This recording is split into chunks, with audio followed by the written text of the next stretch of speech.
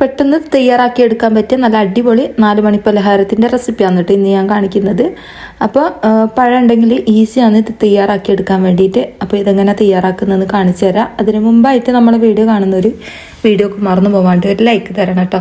അതുപോലെ തന്നെ hype ചെയ്യാത്തവരുണ്ട്, hype ചെയ്തിട്ട് ഒന്ന് സപ്പോർട്ട് ചെയ്യണേ. നമ്മളെ വീട്ടിലുള്ള സാധനങ്ങൾ വെച്ചിട്ടാണ് നമ്മളിത് തയ്യാറാക്കിയെടുത്തത്. നല്ല ഈസി ആയിട്ട് തന്നെ തയ്യാറാക്കിയെടുക്കാൻ പറ്റിയ അടിപൊളി റെസിപ്പിയാണ് കേട്ടോ. നമ്മൾ വീഡിയോ കാണുന്ന ഒരു വീഡിയോക്ക് മറന്നു പോകാണ്ട് എന്തെങ്കിലും ഒരു കമൻറ്റ് അറിയിക്കണം കേട്ടോ. കമൻറ്റ് ചെയ്താൽ മടിയുള്ളവരാണെന്ന് വെച്ചാൽ ഒരു ഹാർട്ടെങ്കിലും കമൻ്റ് ആയിട്ട് ഇടണേ. അപ്പോൾ ഇതാ നമുക്കതിലേക്ക് വേണ്ടിയിട്ട് ഇവിടെ പച്ചരിയാണ് എടുത്തത്. ഞാനിപ്പോൾ ഇവിടെ 2 ഗ്ലാസ് പച്ചരി എടുത്തിട്ടുണ്ട്. ഇത് നല്ലോണം കഴുകി വൃത്തിയാക്കിയതിന് ശേഷം ഞാൻ കുതിർത്ത് വെച്ചതായിരുന്നു കേട്ടോ. ഇനി ഇതൊന്ന് നമുക്ക് അടിച്ചെടുക്കണം. ഇതിപ്പോൾ 2 കപ്പ് പച്ചരിയാണ് കേട്ടോ. ഇതൊരു കപ്പ് അളവാണ് ഈ ഒരു ഗ്ലാസ്. അപ്പോൾ 2 കപ്പ് പച്ചരി എടുക്കുക നിങ്ങൾ എടുക്കുന്ന സമയത്ത്. അപ്പോൾ ഇത് മിക്സിൻ്റെ ജാറിലേക്ക് ഇട്ട് കൊടുത്തിട്ട് ഒന്ന് അടിച്ചെടുക്കുക. അപ്പോൾ മുഴുവനായിട്ട് ഞാൻ ഈ ഒരു ജാറിലേക്ക് ഇട്ട് കൊടുത്തിട്ട് അടിച്ചെടുക്കുകയാണ് ചെയ്യുന്നത്. നിങ്ങളെ ജാറിലേക്ക് എത്ര കൊള്ളുകയെന്ന് വെച്ചാൽ അത്ര ഇട്ട് കൊടുത്തിട്ട് അടിച്ചെടുക്കുക. അല്ലെങ്കിൽ 2 ഭാഗമാക്കിയിട്ട് അടിച്ചെടുത്താൽ മതിയാവും കേട്ടോ.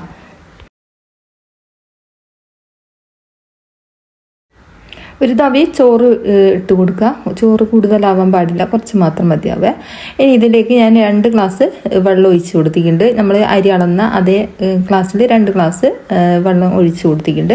അതിന് ശേഷം നമുക്ക് ഒരു നുള്ളു ഉപ്പും കൂടിയും ചേർത്ത് കൊടുത്തിട്ട് ഇതൊന്ന് അടിച്ചെടുക്കാം.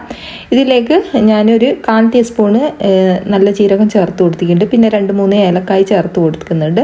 അതും കൂടി ഇട്ട് കൊടുത്തതിന് ശേഷം നല്ല പേസ്റ്റ് പോലെ അരച്ചെടുക്കാം.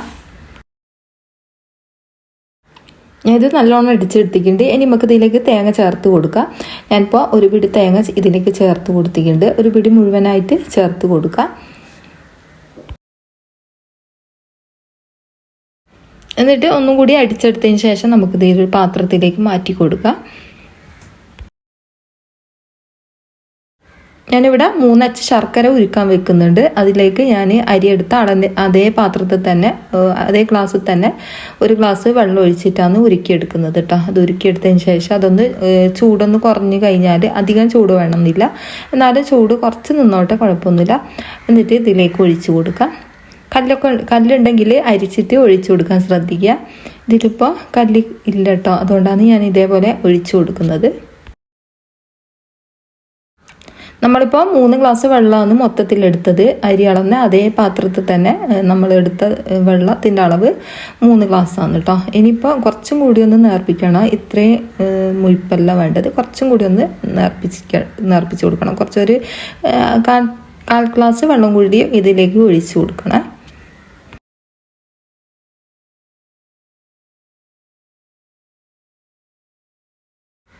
ഇപ്പം വെള്ളം ഒഴിച്ചതിന് ശേഷം ഇതേപോലെ നല്ലോണം ഒന്ന് ഇളക്കി കൊടുക്കുക. ഇത്രയും മതിയാവും. ഈ ഒരു നേർപ്പിലാണ് നമുക്ക് കിട്ടേണ്ടത്. ഇതിലേക്ക് ഞാൻ ഒരു 1/4 ടീസ്പൂണ് ബേക്കിംഗ് സോഡ ചേർത്ത് കൊടുത്തിന് കേട്ടോ. അത് കാണിക്കാൻ വിട്ടുപോയതാണ്. അതിന് ശേഷം നല്ലോണം ഒന്ന് ഇളക്കി മിക്സ് ആക്കി കൊടുക്കണം കേട്ടോ. ഇനി ഇതാ ഒരു പാത്രം അടുപ്പിലേക്ക് വെച്ച് കൊടുത്തിട്ട് അതിലേക്ക് ഒരു ടീസ്പൂണ് നെയ്യ് ചേർത്ത് കൊടുക്കുക.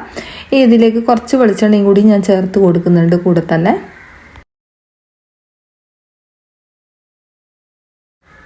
നെയ്യൊന്ന് ചൂടായി വരുന്ന സമയത്ത് നമുക്കിതിലേക്ക് തേങ്ങാക്കൊത്ത് ചേർത്ത് കൊടുക്കാം. ഞാനൊരു കൈപ്പിടി തേങ്ങാക്കൊത്ത് ചേർത്ത് കൊടുക്കുന്നുണ്ട്.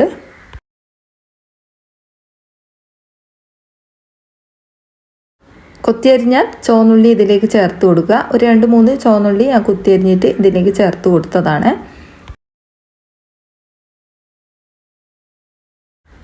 ചുവന്നുള്ളി ഒന്ന് ചുവന്ന് വരുന്ന സമയത്ത് നമുക്കിതിലേക്ക് പഴം ഇട്ട് കൊടുക്കാം. ഞാനിപ്പോൾ ഒരു ചെറിയ പഴം കട്ടാക്കിയത് ഇതിലേക്ക് ചേർത്ത് കൊടുക്കുന്നുണ്ട്. ചെറുപഴമല്ല കേട്ടോ, പഴം ഇതേപോലെ കുഞ്ഞ് പീസാക്കിയിട്ട് ഇതേപോലെ ഇട്ട് കൊടുക്കുന്നുണ്ട്. കുഞ്ഞു പീസാക്കിയിട്ട് കട്ട് ചെയ്യാൻ ശ്രദ്ധിക്കുക. അവിടെ ഇവിടെയും കടിക്കുന്ന സമയത്ത് നല്ല ടേസ്റ്റ് ആയിരിക്കും.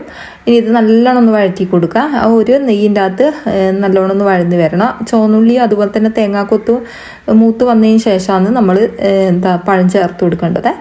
എന്നതിന് ശേഷം നമുക്കിതിലേക്ക് നല്ല ചൂടായി നിന്ന് ഈ ഒരു പാത്രത്തിലേക്ക് നമ്മൾ നേരത്തെ തയ്യാറാക്കി വെച്ച ഒരു കൂട്ട് ഇതിലേക്ക് ഒഴിച്ചു കൊടുക്കാം.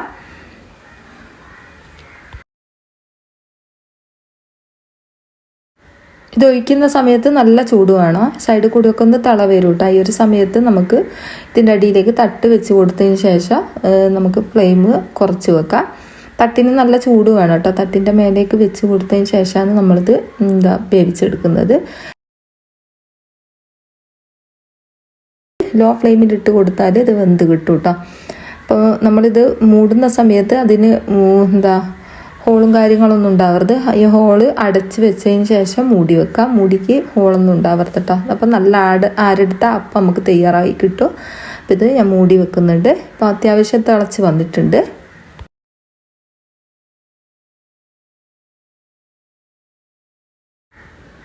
അടിഭാഗത്ത് നമ്മളൊരു തട്ട് വെച്ചതിന് ശേഷം തീയൊന്ന് കുറച്ച് വെച്ചാൽ മതിയാവും. പെട്ടെന്ന് തന്നെ തയ്യാറാവും കേട്ടോ. അപ്പം ഇവിടെ റെഡിയായി വന്നിട്ടുണ്ട്. ഇനി ഇത് ഞാൻ മുട്ടിയിട്ട് കാണിച്ചിറങ്ങുന്നുണ്ട്. നല്ല സോഫ്റ്റ് ആണ് കേട്ടോ. ഇതിൻ്റെ മുകൾ ഭാഗം ഒന്നും ഒട്ടി പിടിക്കുന്നേ ഇല്ല. ഇനി ഇത് പെട്ടെന്ന് തന്നെ നമുക്ക് മുട്ടി മാറ്റാം.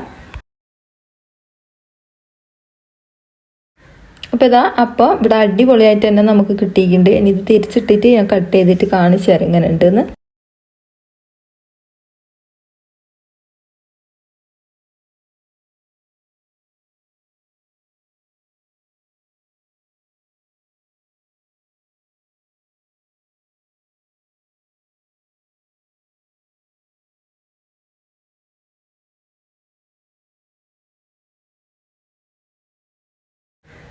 ഇത് കണ്ടില്ലേ, ഇതിൻ്റെ ഉൾഭാഗമൊക്കെ നല്ല ആരെടുത്ത അപ്പം നമുക്ക് ഇവിടെ റെഡിയായി കിട്ടിയിട്ട് നല്ല സോഫ്റ്റ് ആണ് കേട്ടോ. എല്ലാവരും ഒന്ന് ചെയ്ത് നോക്കുക, എന്തായാലും ഇഷ്ടാവുന്നൊരു റെസിപ്പിയും കൂടിയാണ്. അപ്പം പഴം ഇതിൻ്റെ ഇടയിലൊക്കെ കടിക്കുന്ന സമയത്ത് നല്ല ടേസ്റ്റിയാണ് കേട്ടോ. അടിപൊളിയാണ് കഴിക്കാൻ വേണ്ടിയിട്ട്. എല്ലാവരും ഒന്ന് ചെയ്ത് നോക്കുക. എന്നിട്ട് നിങ്ങളെ അഭിപ്രായങ്ങൾ എന്തായാലും ഒന്ന് അറിയിക്കുക. അതുപോലെ തന്നെ എന്തെങ്കിലും ഒരു ഹാർട്ടോ ഒരു സ്മൈലോ എന്തെങ്കിലും ഒന്ന് കമൻ്റായിട്ടൊന്ന് ഇടണം കേട്ടോ. അപ്പം ഇത് ഞാൻ ഇതേപോലെ ഒന്ന് കട്ട് ചെയ്തിട്ട് കാണിച്ചു തരാം.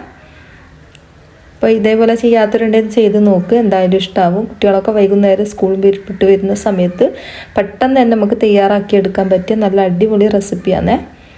ഒരു പ്രാവശ്യം നിങ്ങൾ ഇതേപോലെ തയ്യാറാക്കുക വെച്ചാൽ പിന്നെ വീണ്ടും വീണ്ടും തയ്യാറാക്കി നോക്കൂ.